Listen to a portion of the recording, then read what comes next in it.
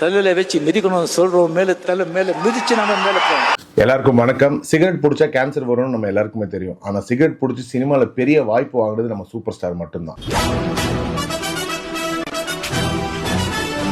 ரஜினி சாரை கிரிட்டிக்ஸ் பண்ணலாம், கலாய்க்கலாம், என்ன வேணா நம்ம சொல்லிட்டு இருக்கலாம். ஆனா அந்த மனுஷன் வாழ்ற வாழ்க்கை, அதுல இருந்து ஒரு 5 நிமிஷம் வாழ்க்கை கூட நம்மளால வாழ்ந்து காட்ட முடியாது.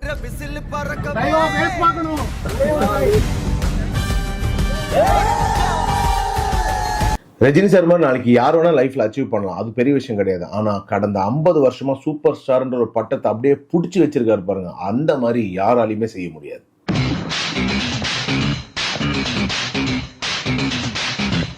படம் தோல்வி, உடல் பிரச்சனை, நிறைய பர்சனல் இஷ்யூஸ், ஃபேன்ஸோட பொலிட்டிக்கல் டிசப்பாயின்மெண்ட், இந்த மாதிரி பல பிரச்சனையை சந்திச்ச இந்த மனுஷன் இந்த செகண்ட் வரைக்கும் இவர் தாங்க சூப்பர் ஸ்டார்.